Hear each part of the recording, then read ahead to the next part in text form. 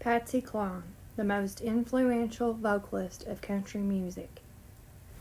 Patsy Cline only had 9 songs on the Billboard country charts before her death in a plane crash on March 5, 1963, at the age of 30.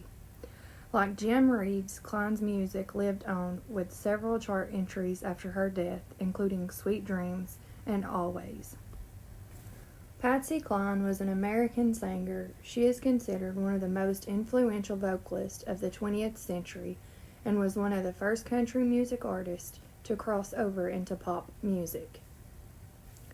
Cline was born September 8, 1932 in Winchester, Virginia. Cline had 2 children, Julie Dick and Randy Dick. Cline's parents' names is Hilda Patterson Hensley and Sam Hensley. Cline's father, Samuel, was a blacksmith. Her mother, Hilda, was only 16 years old when she married Samuel. The couple had 3 children together before splitting up. With Hilda becoming a seamstress to support her family, Cline also had 2 siblings, Sylvia May Hensley and Samuel Jr. Patsy Cline and Loretta Lynn are 2 of the biggest names in country music. The 2 women ended up meeting in the 1950s when Lynn was just starting out her music career in Nashville and went on to become best friends.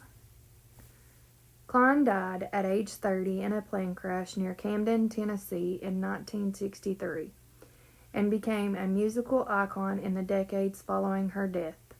In 1973, she became the first solo woman performer to be elected in the Country Music Hall of Fame in Nashville, Tennessee. Country singer Patsy Cline performed for nearly a decade before her breakthrough 1957 television appearance, where she sang Walking After Midnight.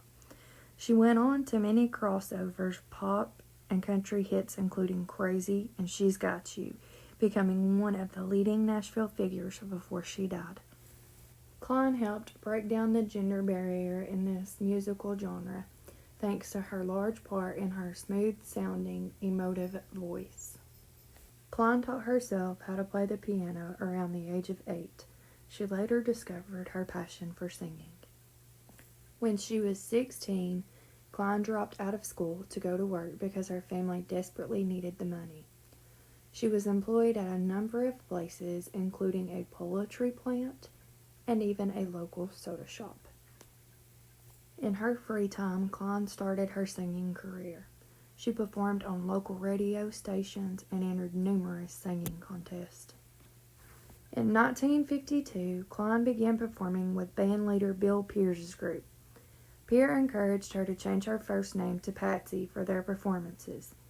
She picked up the second part of her now famous moniker the following year after marrying Gerald Cline.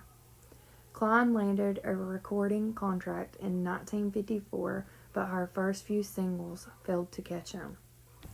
Cline's career hit a turning point in 1957. She landed a spot on the Arthur Godfrey's Talent Scouts show. Cline wowed audiences with her performance of Walking After Midnight, winning the program's competition. After her appearance on Arthur Godfrey's Talent Scouts, the song hit the country and pop charts. Cline divorced Gerald around this time. She soon married Charles Dick. The couple had 2 children together, daughter Julie and son Randy.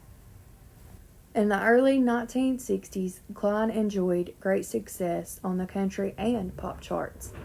She also joined the cast of the Grand Ole Opry in Nashville, Tennessee, a true sign of her place in country music. Now with Decca Records, she released some of her greatest hits. I Fall to Pieces hit the top of country charts in 1961. It also became a top 20 single on the pop charts. Chart success soon struck again with the Willie Nelson penned Crazy.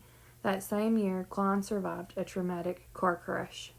When Cline was 29, she was nearly killed when she and her brother Sam were involved in a car crash on June 14th. The head-on collision threw Cline into the windshield and left her in the hospital with severe injuries for over a month. Cline had already appeared as a guest on the Grand Ole Opry from the mid-1950s. before joining as a regular cast member in January 1960. Just 6 months after her accident, Cline made her way back on the stage at the Grand Ole Opry. Cline was using crutches when she went back to the studio to record Crazy. The song reached number 2 and was followed by Cline's next number 1 hit, She's Got You, off Sentimentally Yours. In 1962, Cline earned 2 more hits, and the last one within her lifetime, When I Get Through With You and So Wrong. She started performing with Johnny Cash around this time as well, joining on his tour.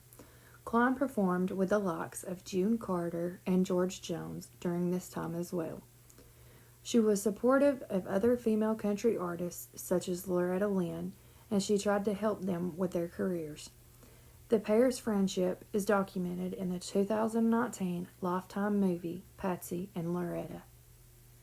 Flying home to Nashville on March 5, 1963, following a benefit concert in Kansas City, Missouri, in a plane piloted by her manager, Randy Hughes, Cline, along with other country music artists, Lloyd Estelle, Cowboy, Copus, and Harold Franklin Hawkshaw.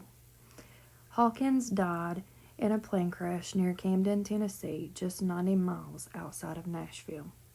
Prior to the crash, Hughes landed the plane in Dyersburg, Tennessee to refuel and check the weather for their continued flight to Nashville. Hughes was informed by the FAA that there were low visibility and recommended they not continue. Hughes, who was an instrument rated, opted to continue the flight, relying on visibility and believing he could return to Dyersburg if the weather got worse. After taking off in poor visibility conditions, Hughes lost control of the plane, crashing into a wooded area, killing all 4 passengers inside. Investigators ruled that the crash was caused by the non-instrument rated pilot's decision to operate under visual flight rules in instrument meteorological conditions, meaning weather conditions that require pilots to use instruments. Cline was buried in Shenandoah Memorial Park just outside her hometown of Winchester. Cline's own career was all too brief. She released one final single, Leaving on Your Mind, in January of 1963, and scored hits with Sweet Dreams and Faded Love following her death. Considered one of country music's greatest vocalists, Cline was inducted into the Country Music Hall of Fame in 1973. Her life became the subject of the 1985 film Sweet Dreams, starring Jessica Lange. Thank you for watching and listening. Hope you enjoyed it. Please like and subscribe for more videos. All of this is research found on the internet.